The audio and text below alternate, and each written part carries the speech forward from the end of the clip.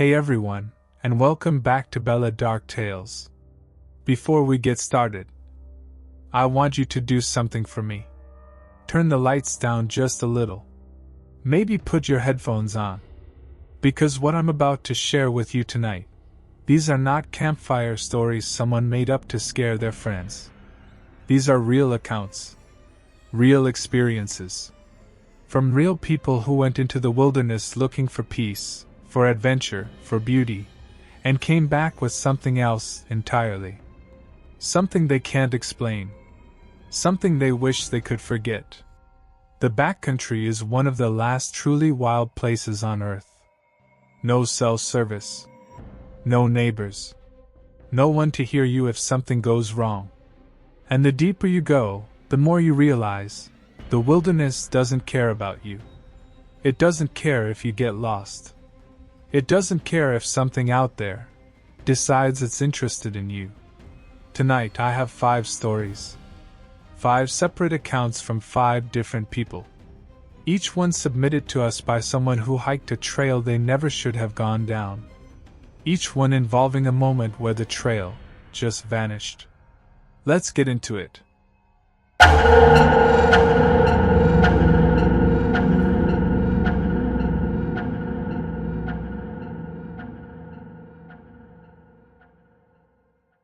This first story comes from a man named Derek. He's in his late 30s. Former military. The kind of guy who doesn't rattle easily. He was stationed overseas for years, did 2 combat tours, and after he came home, hiking became his therapy. His way of decompressing. His way of dealing with everything he'd seen and done in places most of us will only ever read about in the news. He told us he'd done maybe 60 or 70 solo hikes by the time this happened. Some of them multi-day treks through serious backcountry. He was experienced. He knew what he was doing. And that's what makes what he described so unsettling. Because a man like Derek doesn't spook easily. This happened in late September, somewhere in the Ozark National Forest in Arkansas. He doesn't want to name the exact trail, and after what happened, I think that's fair. He'd done this particular trail once before, 2 years prior, and he remembered it being beautiful, thick canopy, a creek that ran alongside the path for about 3 miles, and a backcountry campsite at the end that sat on a ridge overlooking a valley. Quiet. Remote. Perfect. He set out on a Friday morning. Parked his truck at the trailhead around 8 a.m. Signed in at the register, something he always did, out of habit, out of caution.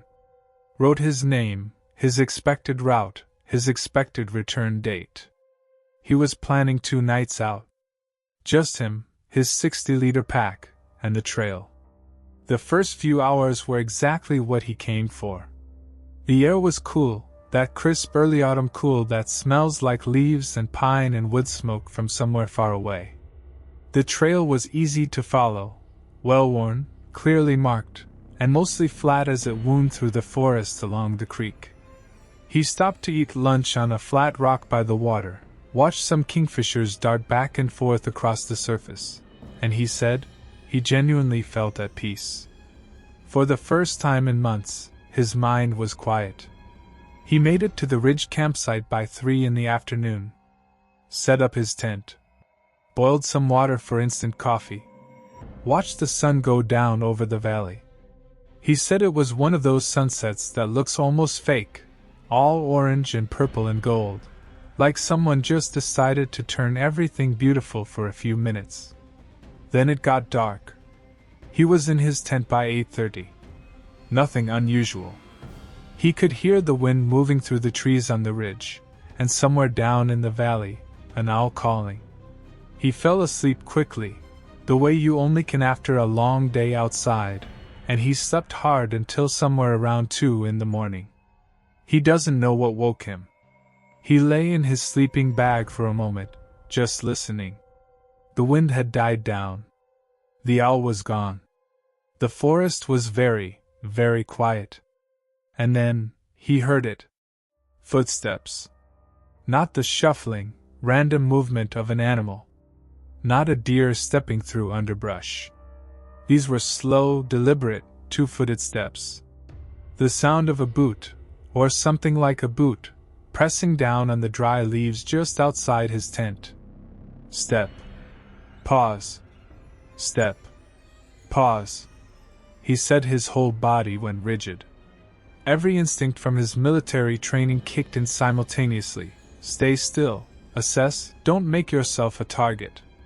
He lay there, barely breathing, listening to those steps move slowly around the perimeter of his tent. Whoever, or whatever, was out there was circling him. He had a knife in his pack. He reached for it slowly, quietly, keeping his movements controlled.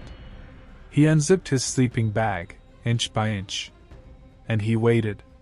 The footsteps stopped. He waited a full 5 minutes. Silence. Nothing. He unzipped the tent door, fast, in one motion, and swept his headlamp across the campsite. Empty. Nothing there. Just the trees at the edge of the clearing, his small fire ring, his pack hanging from a bare line, and the dark open air of the ridge. He stood there for a moment, lamp cutting through the dark in every direction. No movement. No sound. Not even the rustling of something retreating into the brush. He checked the ground around his tent with the lamp. And he found them. Footprints. Human footprints, pressed into the soft dirt near the edge of the clearing. They circled his tent. He counted the impressions, 8 of them, spaced like a walking stride, and then they just stopped. Right at the tree line. Like whoever made them had simply vanished between one step and the next. He didn't sleep again that night. He sat in his tent with his knife in his hand and his lamp on until the sky turned gray. In the morning, he broke camp fast. He wasn't going to stay a second night. Not after that. He packed everything up, shouldered his pack, and started back down the trail the way he'd come. He walked for about 45 minutes before he realized something was wrong. The trail felt different. He couldn't explain it exactly. He'd done this trail before, and certain landmarks stuck out in his memory. A particular split-trunk sycamore, a place where the path crossed the creek on a line of flat stepping stones, a metal blaze marker nailed to a post. He should have crossed the creek by now. He kept walking. The creek didn't come. The trail narrowed. The trees pressed closer. And the blazes on the trees, those little painted marks that tell you you're on the right path, they just stopped. He halted. Turned around slowly. The trail behind him was still clear. He could see his own boot prints in the mud. But ahead, nothing. No beaten path. No blazes. Just forest. He backtracked to the last blaze he'd seen. From there, he tried to find where the trail continued. He walked a slow grid pattern, the way he'd been trained to search. Nothing. The trail had simply stopped existing. He pulled out his compass, he always carried one, no matter what, and oriented himself. He knew roughly which direction the trailhead was. If he walked southwest, he should eventually hit either the creek or the forest road. He started moving. For the next hour, he walked through unmarked forest. Dense, close, with no clear landmarks. He told us it was during this time, moving through the forest without a path, that he first got the feeling he was being watched. It came on slowly. First, he noticed the forest had gone quiet again. No birds. No insects. The kind of silence that isn't natural. Then he started catching movement at the edge of his vision, quick, shifting shadows between the trees. When he turned to look directly, there was nothing there.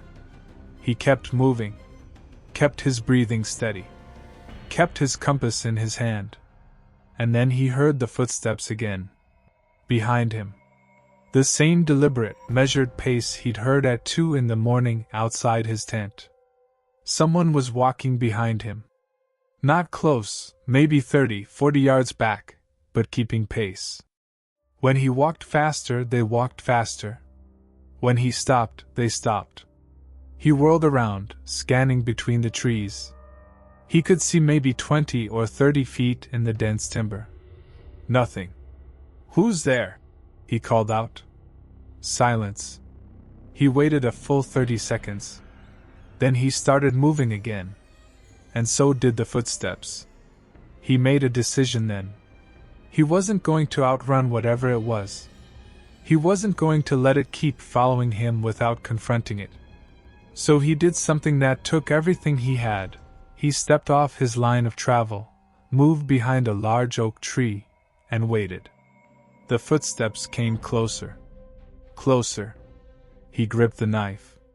Pressed his back against the bark. The sound of leaves underfoot, slow and purposeful, getting closer, 10 yards, 5 yards. And then they stopped.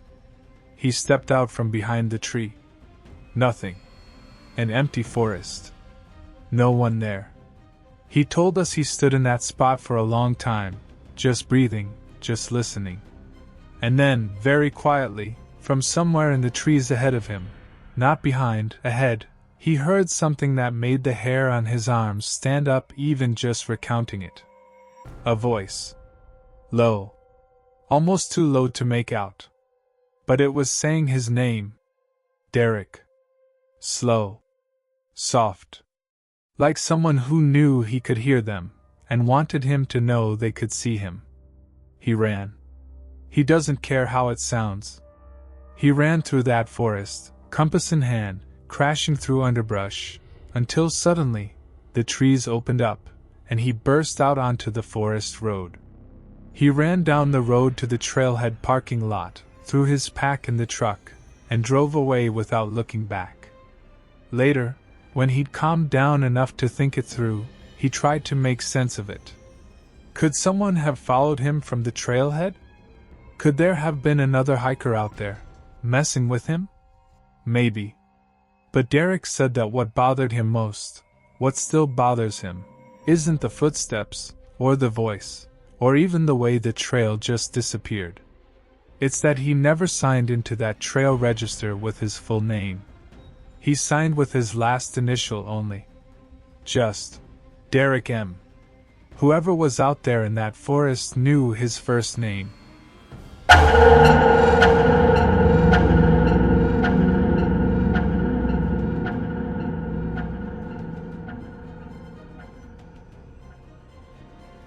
This next story comes from a woman named Priya.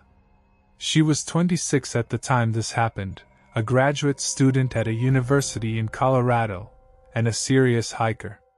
She and 3 friends, 2 women and a man, all around the same age, planned a 4-day trip in a remote section of the Shoshone National Forest in Wyoming. It was late August. The weather window was supposed to be perfect. They'd planned the route for months. The group was experienced. All 4 of them had multi-day backcountry experience. They'd done trips together before.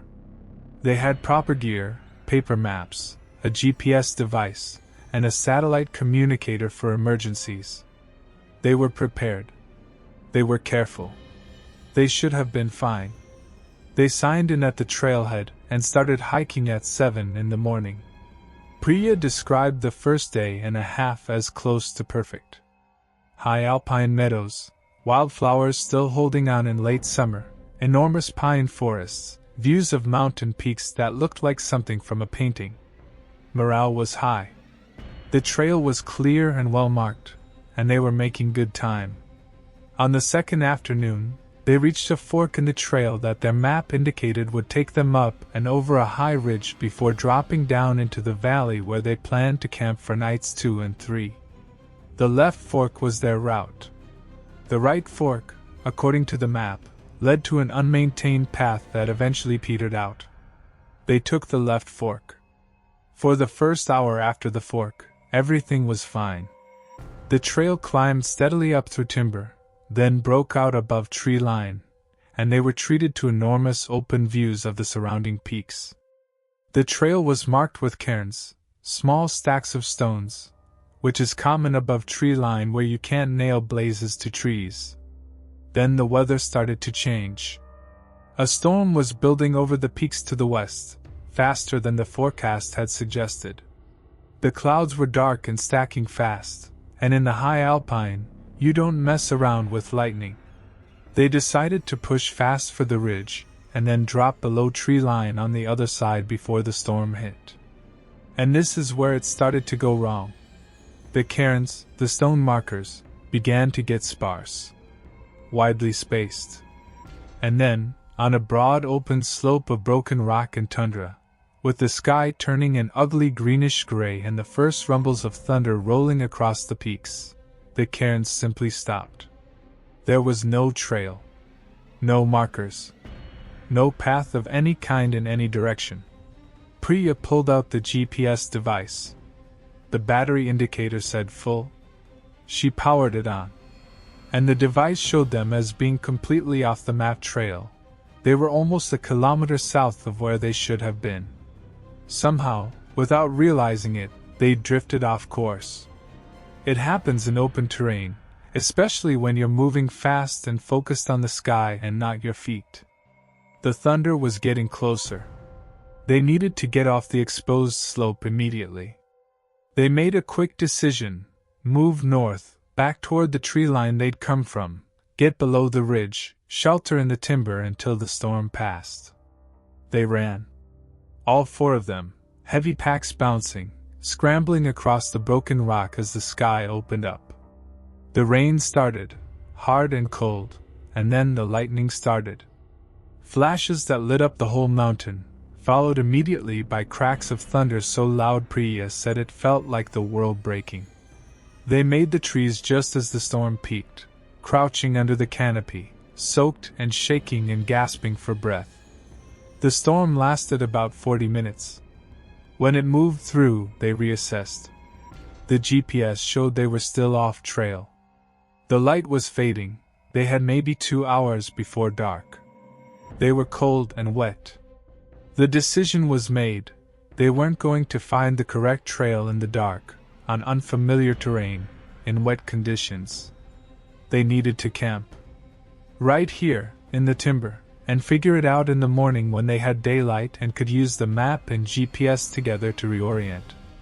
There was a small clearing about 200 yards into the trees. A flat spot, partially sheltered by the canopy. They set up camp there quickly, wet hands and stiff fingers making every buckle and stake a frustration, and got into their tents. That's when Priya noticed it. At the far edge of the clearing, half hidden by the brush, was a tent. An old tent.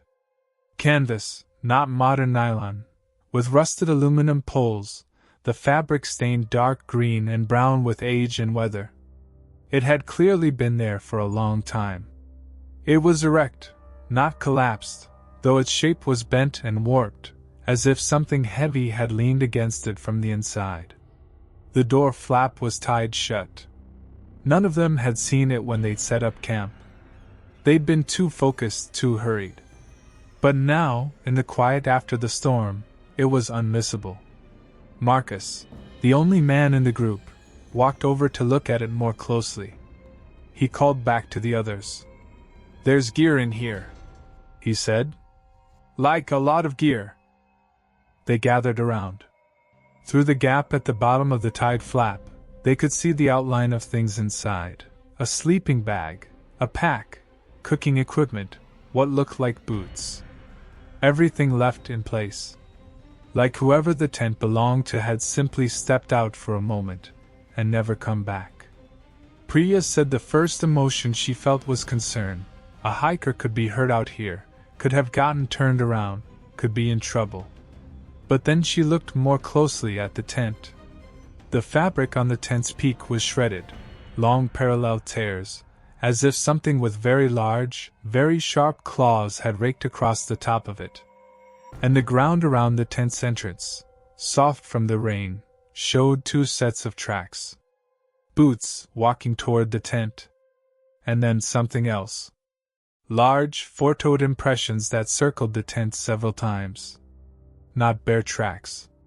Priya had seen bear tracks before. These were different. Longer. the toes more elongated.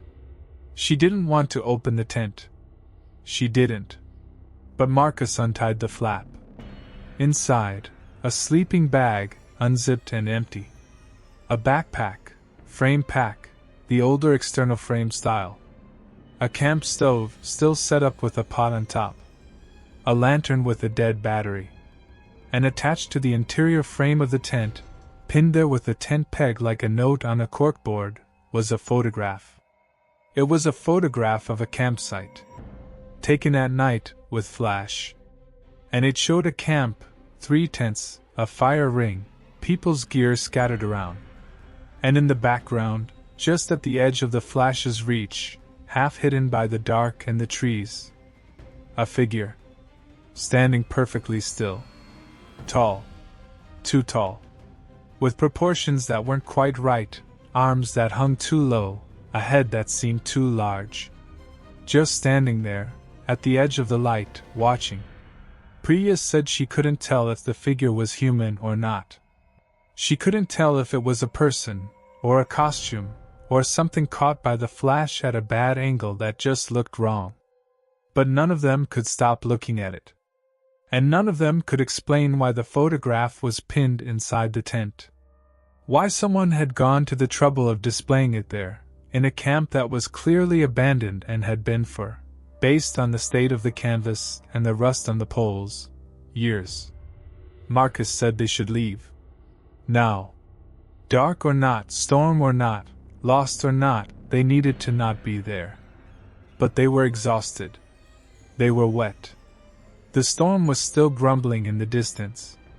Moving through the forest at night, off-trail, in the mountains, that was genuinely dangerous. They stayed. They each took a shift keeping watch. Nothing came near their camp that night. But when morning came, and the light was gray and pale and filtering through the trees, something else was wrong. The old canvas tent was gone. Not collapsed, not fallen. Gone. The spot where it had stood was bare ground, marked only by the rectangular impressions in the wet soil where the tent stakes had been, and a scattering of rusted pins that had been left behind.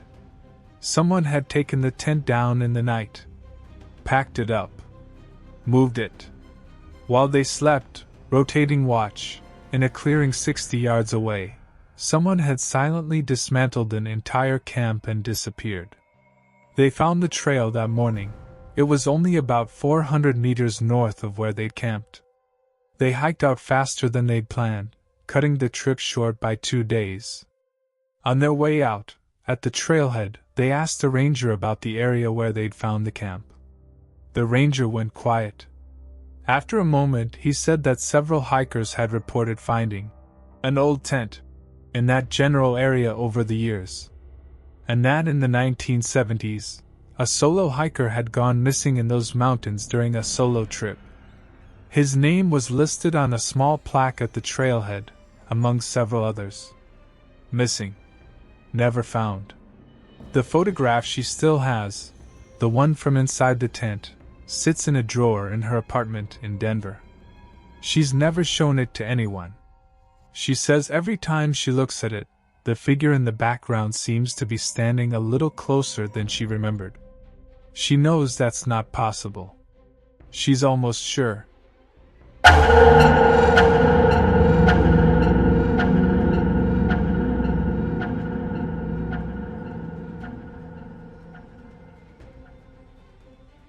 I want to be upfront with you before I tell you this next one. This story was submitted to us by a man named Thomas, who went hiking with his wife in a remote section of the Pisgah National Forest in North Carolina. And when I read his account the first time, I had to stop and reread parts of it. Because there are moments in this story that I genuinely don't have an explanation for. And I think that's what makes it the most unsettling one of the night. Thomas and his wife, Amanda, were celebrating their 5th wedding anniversary with a 3-day hiking trip. They're both in their 40s. Both fit, active people. Amanda is a nurse. Thomas works in construction management. Neither of them is what you'd call dramatic or prone to exaggeration. They started their hike on a Tuesday in October. The leaves were turning, brilliant reds and oranges and yellows, and the trail they'd chosen was rated as moderate, winding through mixed hardwood forests before climbing to a ridge that looked out over layers of mountain ridges fading into the blue distance. Thomas had done his research. He knew the trail. He was looking forward to it. The first day was wonderful. They moved at a comfortable pace, stopped often to enjoy the scenery, cooked dinner at their backcountry campsite as the sun went down behind the ridge, and fell asleep with the tent windows open, listening to the night sounds of the forest. On the second day, they planned a loop route, out along the ridge, then down a connecting trail to the valley below and back up to camp. About 12 miles total. They set out right after breakfast, in good spirits, with full water bottles and a trail mix lunch. Everything was normal until around noon. They were descending a section of trail that switched back down through a dense section of rhododendron. You know the kind, if you've ever been in the southern Appalachians, those thick twisted tunnels of rhododendron that block out all the light and close around the trail like a tunnel. They were deep in one of those sections when Thomas, who was leading, stopped. There was someone on the trail ahead of them. A man, standing completely still, about 40 yards up the path, facing away from them. He was wearing a heavy canvas jacket, dark brown, and an old-fashioned wide-brimmed hat. Just standing there in the middle of the trail. Not moving. Thomas called out, "Hey! Good afternoon!" The man didn't turn. Didn't respond. Didn't move at all. Thomas called again. Nothing. They waited a moment. Thomas said something felt immediately wrong, not in any way he could articulate, just a deep, animal discomfort, the kind of gut feeling you get sometimes when your brain has processed something before your conscious mind has caught up. Amanda touched his arm. "Let's just go back," she said quietly. "Let's take a different way." But the problem was, there wasn't a different way. The rhododendron tunnel was dense on both sides. You couldn't just step off the trail. The only options were forward or back, and back meant retracing 1.5 miles of trail. Thomas called a third time. Nothing. He started walking forward slowly, Amanda close behind him. As they got closer, he kept his eyes on the man's back, watching for any movement. 30 yards? 20 yards? The man still hadn't moved. At 15 yards, Thomas said he noticed something that made him falter in his step. The man was standing in a patch of soft mud on the trail. And there were no tracks going into the mud. No boot impressions leading to where he stood. He was standing in the center of a muddy section, and the mud around him, on all sides, was completely unmarked. As if he hadn't walked there. As if he'd been placed. Thomas stopped. He was about to say something, to call out one more time, when Amanda made a small, sharp sound behind him. A quick intake of breath. "Tom," she whispered. "Look at the hat." He looked at the hat. The wide brim, it was trembling. Not because of wind. There was no wind in that rhododendron tunnel. The brim was moving with the slow, rhythmic pulse of something breathing. Something underneath the hat was breathing very hard, very fast, like an animal that had been running. Thomas said the figure's shoulders were shaking with each breath. And the sound, he could hear it now, faint but getting clearer, a wet, ragged, huffing sound. Nothing like human breathing. He grabbed Amanda's hand and they turned around and walked fast, not running, because some part of Thomas's military-grade calmness was holding on. Walked fast back down the trail the way they'd come. He said he didn't look back. Amanda did. She told him later, when she could speak again, when her hands had stopped shaking, that when she looked back, the figure was facing them. It had turned around while their backs were turned, moving without any sound at all. And the face under the hat brim, She said she couldn't make it out clearly in the dim green light of the rhododendron. She said it didn't look right. She said the proportions were wrong. She said there was too much dark where the face should have been. She said the arms were too long. They made it back to their camp, broke it down in record time, and started the hike out. They moved fast, sticking to the main trail, not stopping, not resting. They had 3 miles to the trailhead. About a mile from the trailhead, Thomas glanced back along the trail. Far behind them, 200 yards, maybe more, a figure stood at the edge of the trail. Still. Watching. The same canvas jacket. The same wide-brimmed hat. Thomas grabbed Amanda's hand and they ran. When they reached the parking lot, another car was parked next to theirs. A young couple was getting ready to head in, fresh packs, bright new gear, excited expressions. Thomas went straight to them. He told them, and I'm quoting what he wrote to us, he told them, "Do not go in there today. Please. I know this sounds crazy, but something is in there and I don't know what it is, and I'm asking you, please, just go somewhere else today." The couple looked at him, at his pale face, his wife shaking, their hurriedly packed gear, and they got back in their car. Thomas filed a report with the ranger station before driving home. He tried to describe what they'd seen as calmly and clearly as he could.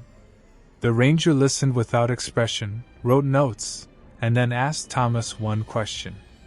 "Did it make any sound? Any kind of vocalization?" Thomas said no. The ranger nodded slowly. He said, "Okay. Thank you." Thomas asked if there had been other reports.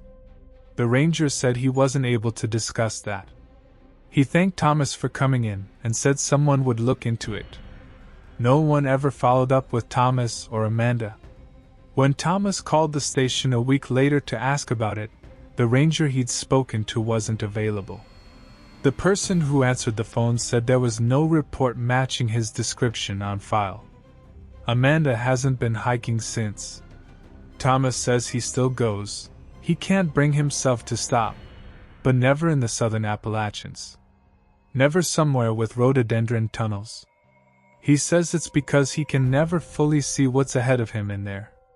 And now, he thinks about what could be standing in the dark, just around the bend, perfectly still, waiting to hear how close you'll come.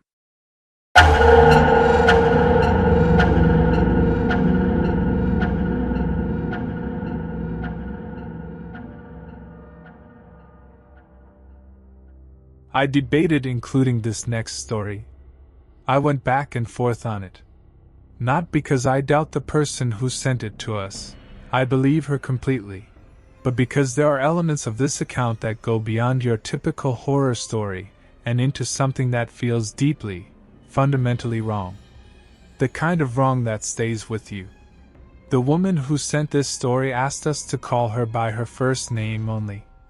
Her name is Karen. She's a mother. She lives in Montana. And what happened to her family during a camping trip in the Bitterroot Wilderness will not leave me alone. Karen, her husband David, and their 2 children, a son, Eli, who was 8 years old, and a daughter, Mia, who was 11, were on a family backpacking trip in mid-July.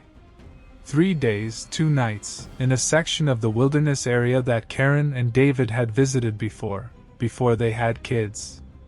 A place they loved. They wanted to share it with Eli and Mia. The first day and a half were everything they'd hoped for. The kids were excited, engaged, asking questions about the plants and the rocks and the birds. David was in his element. He's an outdoorsman, grew up camping, knew what he was doing. Karen said it felt like the trip was cementing something for their family. Like a shared experience that would matter. On the afternoon of the second day, they set up camp near a small alpine lake, clear water, mountain peaks reflected in the surface, a meadow on the far side lined with fir trees. The kids ran around the meadow while the adults set up the tents. A perfectly, beautifully ordinary family camping afternoon, After dinner, as it was getting dark, Karen was washing the cookware at the lake's edge while David tidied up the campsite and Mia read in her tent. Eli was playing near the edge of the meadow, about 60 yards away, within Karen's line of sight. She checked on him every few minutes, glanced up, spotted his red jacket, went back to what she was doing. She glanced up, red jacket, edge of the meadow, went back to the dishes. She glanced up again a few minutes later. Red jacket, edge of the meadow. A few more minutes. She looked up. No red jacket. She stood. Scanned the meadow. Called his name. Nothing. Called louder. David came over, heard the edge in her voice, started calling too. They crossed the meadow.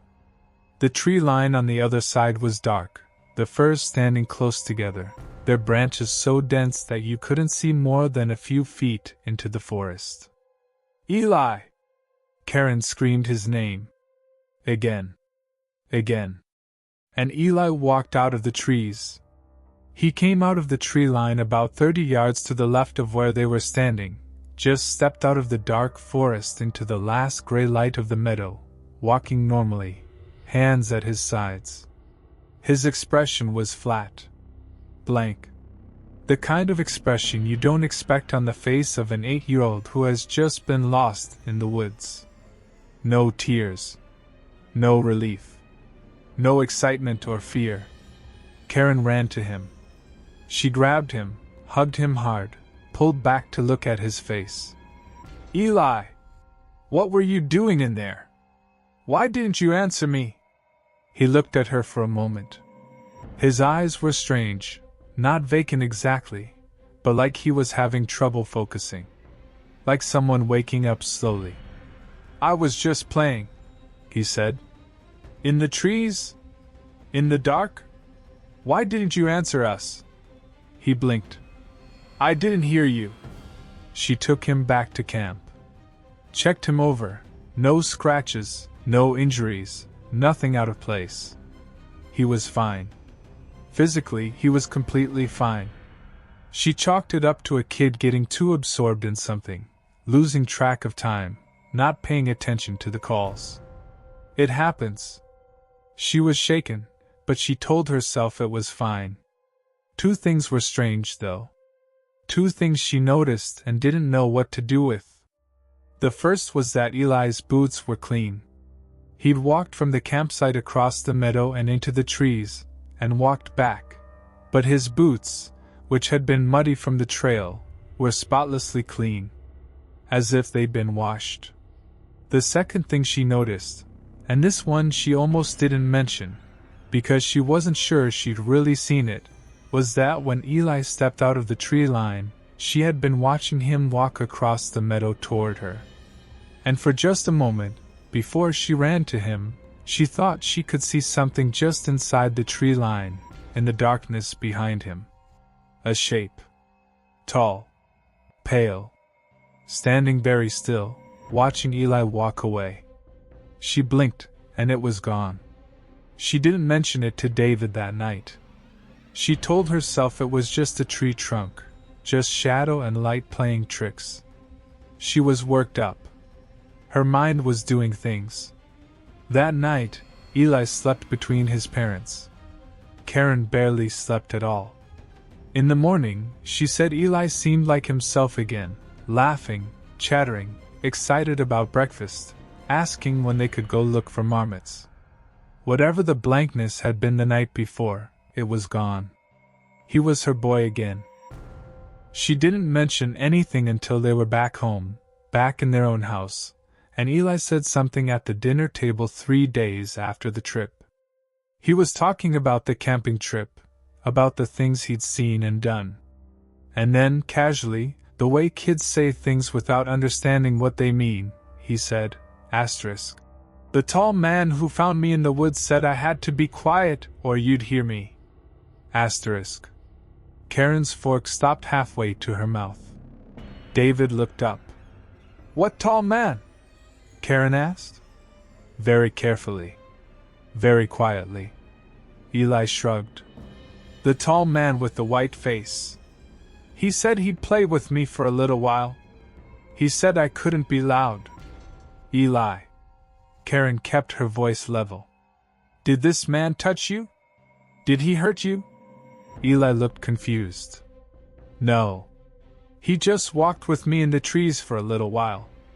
He was nice. A pause. But his voice was weird. Weird how? Like when you make your voice come out of your stomach, Eli said. Like really low. Like it wasn't a real voice. Karen and David exchanged a look over their son's head. The look of two parents trying to stay calm. They asked Eli several more questions carefully, the way you're supposed to when you're trying to find out if a child has been with someone they shouldn't have been with. Eli answered everything patiently, without distress. He didn't seem afraid. He didn't seem traumatized. He seemed confused about why his parents were so upset. The description he gave, tall, white face, strange low voice, wearing dark clothes like a sleeping bag, doesn't match any person that Karen can account for. They were in a remote wilderness area. They hadn't seen another hiker all day.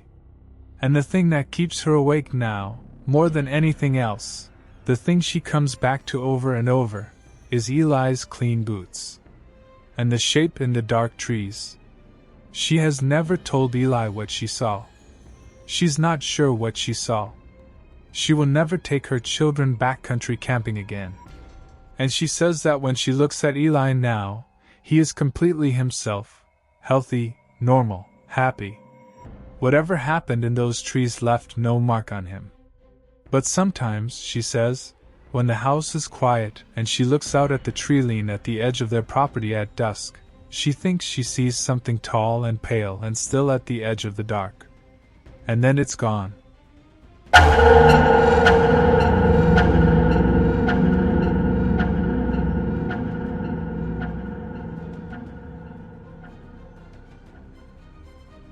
Our final story for tonight is different from the others.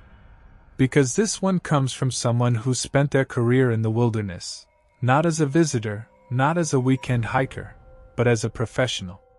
A person whose job required them to know the backcountry better than almost anyone. This story was sent to us by a man named Raymond, who spent 22 years as a backcountry ranger in a large national park in the Pacific Northwest. He doesn't name the park, and he asked us not to either. He says there are things that happen in the national parks, things that rangers experience, that never make it into official reports. Not because rangers are dishonest, but because there is no box on a report form that accommodates what some of them have seen. Raymond has been retired for 3 years. He says he's telling this story now because he doesn't care about his professional reputation anymore, and because he's talked to enough other rangers, informally, off the record, over drinks at retirement parties, to know that he's not alone. That others have seen things they can't explain. That some of them left the service specifically because of it. His experience happened in his 14th year on the job. He was 51 years old, experienced, highly respected, and completely unromantic about the wilderness. He knew it well enough to understand that it was a place of beauty, but also of cold, practical danger. He didn't believe in monsters or paranormal things. He was a pragmatist. In late October, outside of the main visitor season, Raymond was doing a routine sweep of a remote section of the park, checking trail conditions, removing any fallen trees that were blocking paths, looking for illegal camps. He did these solo sweeps regularly, covering ground quickly on horseback. He was moving through a section of high forest, Engelmann spruce, packed tight, the undergrowth sparse because the canopy was too dense for much to grow below. He'd been through this section dozens of times. It was a familiar stretch of trail. He rounded a bend in his horse, a 12-year-old quarter-horse mare named Ridley, an animal he'd ridden for 7 years and trusted completely, stopped dead. Ridley was not a horse that spooked. Raymond had taken her through thunderstorms, past bears, through rivers and spring flood. She was steady and cool, and he bet his life on her judgment more than once. When she stopped, he didn't push her. He looked. Ahead of them, maybe 60 yards down the trail, something was crouching on the path. Raymond said his first thought was bear. A black bear, maybe, hunkered down over something. He reached for his bear spray, held it ready, and watched. The thing moved. And it wasn't a bear. It rose from its crouch, unfolded, he said, like something too large for the position it had been in, and it was tall. He estimated, based on reference points he could check against later, between 7 and 8 feet. Elongated limbs. Pale, almost white skin visible below what appeared to be very dark, matted. He first thought it was hair, but he's not sure. A narrow, elongated head. It moved in a way that was hard to process, fluid, but wrong, like the joints were articulating in directions that human joints don't. Ridley was shaking. Raymond could feel her entire body trembling beneath him. She made no sound. He said that was the most frightening thing about her behavior. She didn't whinny, didn't try to bolt. She just froze, and shook, with the quiet desperation of an animal that knows it has been seen by something that could kill it. Raymond didn't move. He held the bear spray, though some part of him already understood it wasn't going to do much. The figure at the end of the trail had turned to face them. He couldn't make out features clearly. The light under the canopy was dim, and the thing's face was in shadow, but the proportions were wrong. Deeply, profoundly wrong. They held each other's gaze, or whatever passed for a gaze from the thing on the trail, for what Raymond estimated was about 30 seconds. It felt much longer. And then it moved sideways. Off the trail. Into the trees. Not running, not retreating, moving sideways, unhurried, one long step and then another, until it was gone into the spruce forest. Raymond sat on Ridley for 5 minutes without moving.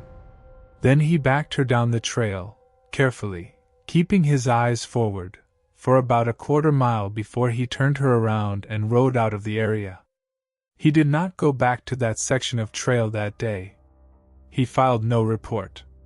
2 weeks later, he mentioned it to another ranger, a man named Bill who'd been in the park for nearly as long as Raymond. He described what he'd seen, leaving out no detail. He expected skepticism. He was ready to be told he'd seen a bear at a bad angle, or a trick of light, or anything that made rational sense. Bill didn't say any of those things. Bill was quiet for a moment, and then he asked, "Was it on the left fork of the Hayden Connector? Between mile 6 and mile 7? Raymond hadn't said where it happened. He asked Bill why he named that location. Bill reached into his desk drawer and pulled out a hand-drawn map, a section of the park, with a stretch of trail marked with a simple X. He said he'd had his own encounter 6 years prior. Almost exactly the same description. Same location. He hadn't told anyone either. He'd shoved the map in a drawer and tried to forget it. They sat together in silence for a while. Over the following years, Raymond quietly asked other rangers, only the ones he trusted, only in private, if they'd seen anything they couldn't explain in the backcountry. 8 of them said yes. Not all described the same thing. Some described sounds, infrasound-type vibrations felt more than heard, or vocalizations that mimicked human speech. Some described the same sense of being followed that Derek described, back in our first story. 2 of them, independently of each other, described a figure that matched Raymond's account almost exactly. Tall. Pale. Wrong proportions. Moving with that wrong-jointed, fluid, sideways motion. One ranger, a woman named Christie who worked a different section of the park, told Raymond something that stayed with him since. She said that in her 15 years, she noticed a pattern. Trails in certain areas of the park would change. Not in ways she could document, not washouts or blowdowns or erosion. Just changes. A trail that had gone left would seem to go right. A section of path that had existed for years would simply not be there when you went back to it. As if the landscape itself was being rearranged. Raymond retired at 63.